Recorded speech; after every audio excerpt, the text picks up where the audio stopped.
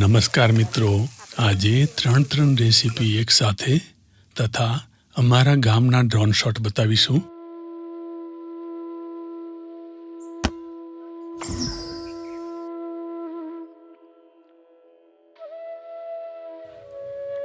આજે આપણે સેવ ગલકાનું શાક, જુવારના મસાલાવાળા રોટલા અને સાથે વઘારેલી છાશ બનાવીશું.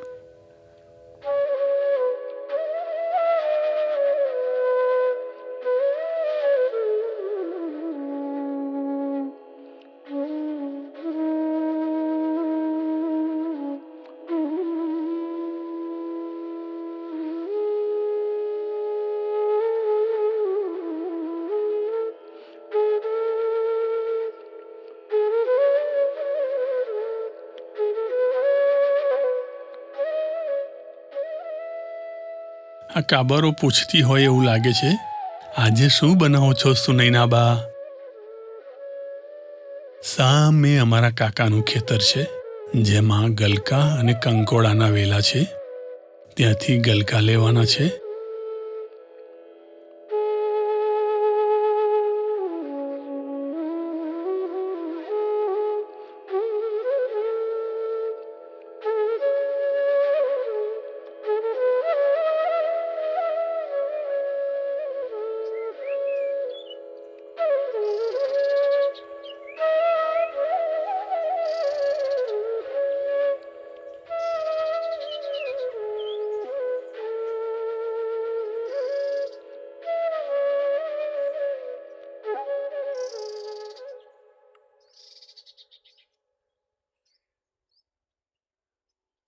આ શાક પર તો જાણે બાગ ખીલ્યો છે.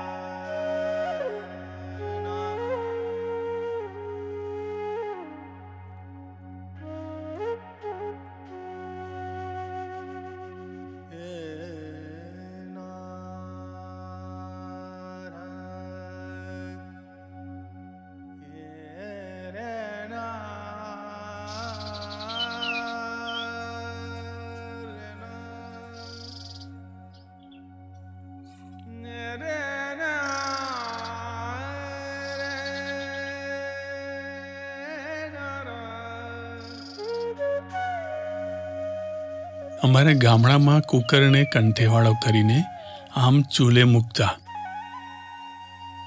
કાકા કાકી અને તેમનું ફેમિલી આવવાના હોય. થોડી ખીચડી પણ મૂકી છે.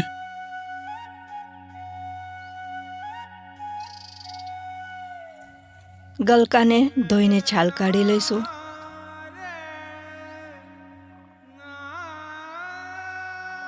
કાલી નાગના મોંમાંથી અને માથામાંથી અગનગોળા નીકળતા હોય એવું નથી લાગતું?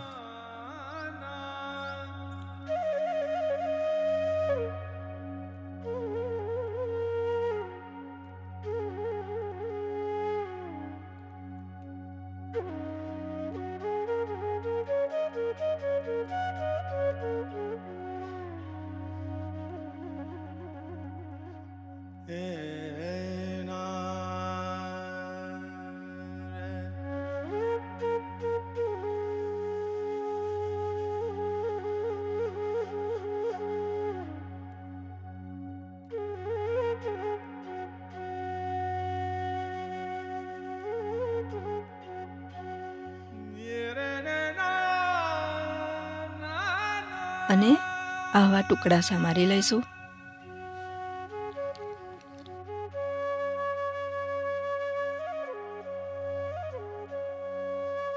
આ કાકા સાથે અનંત તેમનો પૌત્ર બેઠેલ છે, જે કેનેડાથી આવ્યો છે, અને કાકી સાથે એમની દીકરી સ્મિતા છે.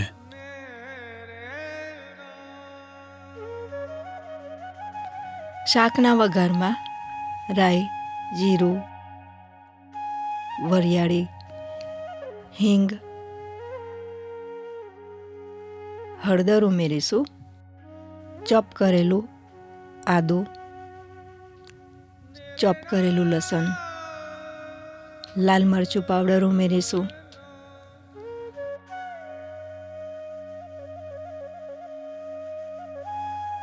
ચોપ કરેલી ડુંગળી ઉમેરીશું,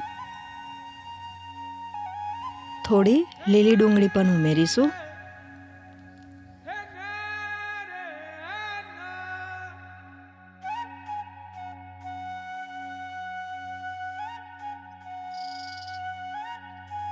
સમારેલા ગલકા ઉમેરીશું. મિત્રો, ગલકામાં vitamin A, vitamin C, potassium, manganese અને ફાઇબર રહેલા હોય છે, જે ડાયાબિટીક પેશન્ટ, હાર્ટના દર્દીઓ, વજન ઓછું કરવાવાળા, સ્ત્રીઓના અનિયમિત મેન્સ્ટ્રુઅલ સાયકલમાં અને સુવાવડી સ્ત્રીઓ માટે આદર્શ ફૂડ છે. બધું બરાબર હલાવી લઈશું. થોડું જળ ઉમેરીશું. ઉપરાંત ગલકા લો કેલરી ફૂડ છે. કાપેલા ટામેટાં ઉમેરીશું, મીઠું ઉમેરીશું,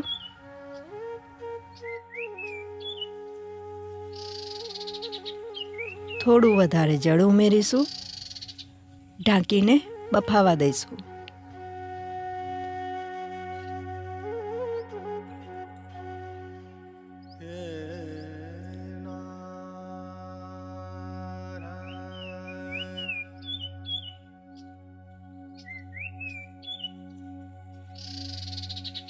શાક બફાઈ ગયું છે.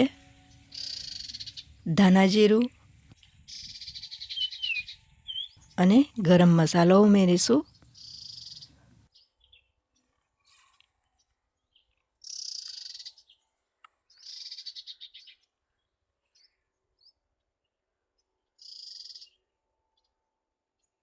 ચૂલા ઉપરથી નીચે ઉતારી લઈશું.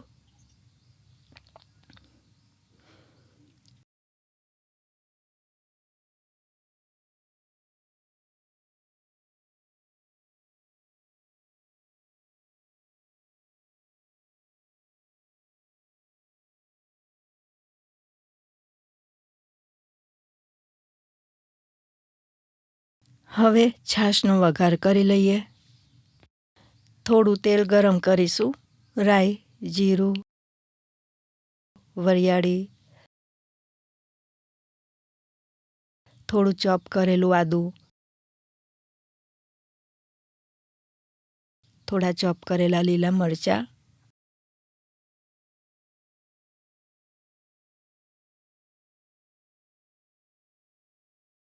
મીઠી લીમડીના પાન ઉમેરીશું.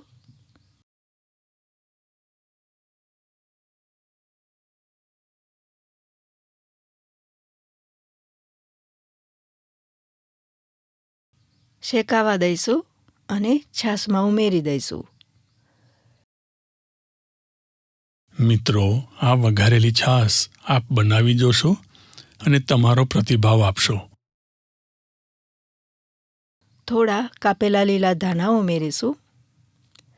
છાશને ગરમ કરવી નહીં. છાશમાં સ્વાદ મુજબ મીઠું ઉમેરી લેવું. હવે રોટલા માટે લોટ તૈયાર કરી લઈશું.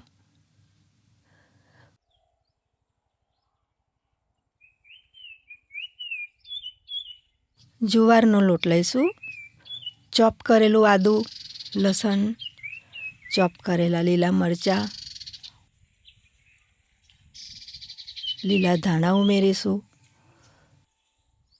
થોડું મીઠું અને તેલ ઉમેરી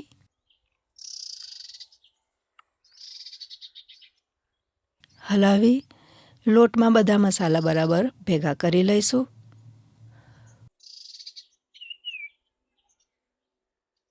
થોડું થોડું જળ ઉમેરીશું. લોટ તૈયાર કરી લઈશું. રોટલાના લોટમાં તેલ ઉમેરવું ઓપ્શનલ છે. રોટલો બનાવવા માટે થોડા લોટનો લુવો લઈ તલ ચોંટાડી અઠામણ લઈ રોટલો થાબડી લઈશું. જુવાર એ એક ગ્લુટેન ફ્રી અનાજ છે. જુવાર એ વજન ઓછું કરવા માટે, હાર્ટ ડિસીઝ માટે, ડાયાબિટીસ માટે ઉત્તમ અનાજ છે. અને શેકી લઈશું. જુવારનો પણ મિલેટ ફેમિલીમાં સમાવેશ કરવામાં આવ્યો છે અને 2023નું વર્ષ મિલેટ યર તરીકે જાહેર થયેલું છે. જુવારમાં પુષ્કળ ફાઇટોકેમિકલ્સ હોય છે જે કોલેસ્ટેરોલ મેનેજ કરવામાં મદદરૂપ થાય છે. યુનિવર્સિટી ઓફ નેબ્રાસ્કાએ 4 અઠવાડિયા સુધી હેમસ્ટર એક ઉંદર જેવા પ્રાણીને જુવારના લિપિડ આપતા તેઓમાં ખરાબ કોલેસ્ટેરોલનું પ્રમાણ ઘટતું જોવામાં આવ્યું હતું. શાકમાં ધાણા ઉમેરીશું અને જમવાના સમયે સેવ ઉમેરીશું. ટેક્સાસ A&M યુનિવર્સિટી જુવાર એ કેટલાક પ્રકારના કેન્સર, ટ્યુમર અને હાર્ટ ડિસીઝમાં લાભપ્રદ છે. મિત્રો, આપણે આપણા રોજિંદા ખોરાકમાં બધી જ મિલેટ લેવાનું ચાલુ કરીએ તો આપણી હેલ્થ તો સુધરશે જ, પરંતુ ખેડૂતોને પણ લાભ થશે. ખેડૂતો જુવાર, બાજરી, રાગી, કોદરી, કિનવા વગેરે વાવણી કરે તો પક્ષીઓની ખોરાકની સમસ્યા પણ હલ થશે, જેથી પૃથ્વીનું ઇકો બેલેન્સ પણ જળવાઈ રહેશે. ભોજન પ્રસાદ તૈયાર થઈ ગયો છે તો બધાને પીરસી દીધું છે. અમે છેલ્લે જમીશું. સેવ ગલકાનું શાક, જુવારના મસાલાવાળા રોટલા, વઘારેલી છાશ, ખીચડી, શેકેલા બોલર મરચાં અને પાપડ. આ થઈ ગયું સંપૂર્ણ ભોજન.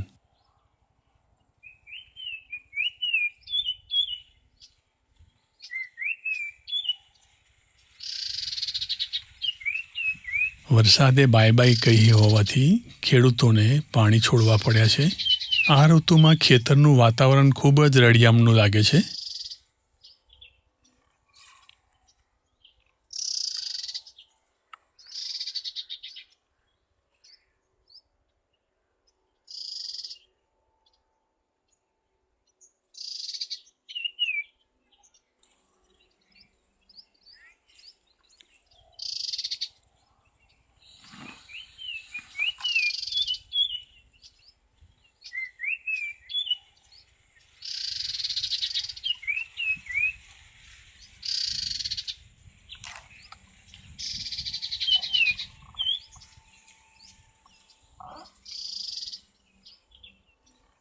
સીમાડાનું એક બીજું કલરફુલ પક્ષી પતંગો ઉડતા જીવડાનો શિકાર કરવામાં માહિર.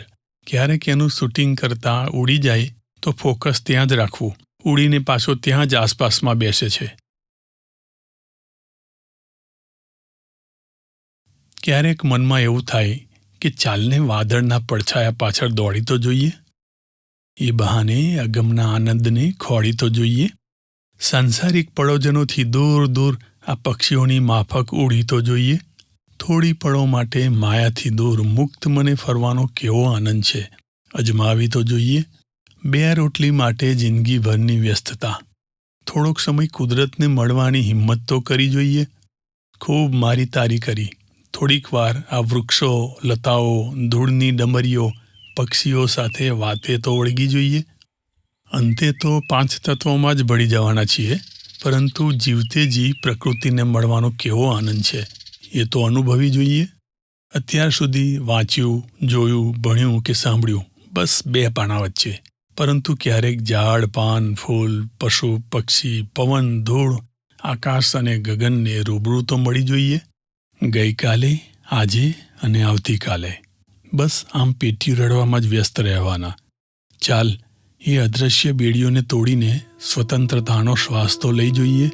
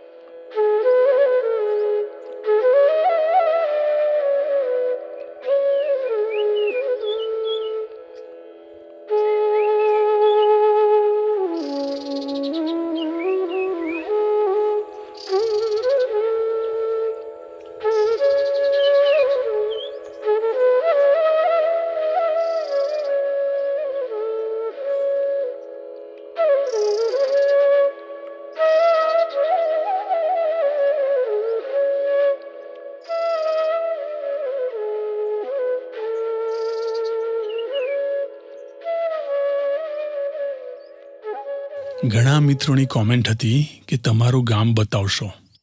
તો આ છે મારું ગામ, કંડારી એનું નામ. દૂર દેખાય છે નેશનલ હાઈવે 8, પાછળ સ્વામિનારાયણ ગુરુકુલ તેમજ માનવ કેન્દ્ર. અને આ રોડ નજીક દૂર લાલ રૂફવાળી દેખાય છે એ મારી સ્કૂલ, જ્યાં ગુરુજનો દ્વારા અમારું ઘડતર થયું. ગામની મધ્યમાં દરિયાવાળું મકાન દેખાય છે એ અમારી પ્રાઇમરી સ્કૂલ હતી, જેનું નામ કુમાર કન્યા શાળા હતું. આ સુંદર દેખાતું તળાવ પ્રાઇમરી સ્કૂલ અને લાઇબ્રેરી બનાવવાનું કામ ગાયકવાડ સરકારનું હતું. આ તળાવથી ગામની સુંદરતામાં 4 ચાંદ લાગી ગયા હોય એવું લાગે છે. ગામની મધ્યમાં દેખાતો ટાવર, જેની ઘડિયાળના ટકોરે આખા ગામનું જીવન ધબકતું. સ્વામિનારાયણ મંદિર, ચતુર્ભુજ મંદિર, કાંતારેશ્વર મહાદેવ વારે તહેવારે ભજન ભક્તિથી ગાજતા રહેતા. આ તળાવમાં નહાવાનો આનંદ આજના સ્વિમિંગ પુલમાં પણ ન આવે. ઉત્તરાયણ વખતે આ છાપરાઓ પર જાણે મેળો જામતો. એ સમયે આજથી 40-50 વર્ષ પહેલાં વાતાવરણ એટલું ચોખ્ખું હતું કે શિયાળામાં અમારી અગાશી પરથી 80 કિલોમીટર દૂર પાવાગઢ ચોખ્ખો દેખાતો અને બીજી તરફ એટલા જ દૂર કેવડિયાના ડુંગરો પણ ગણી શકાતા. ચાલો ક્યારેક અમારા ગામના નજીકથી પણ દર્શન કરાવીશું. આવતા વિડીયોમાં ફરીથી મળીશું. જય ભારત, વંદે માતરમ.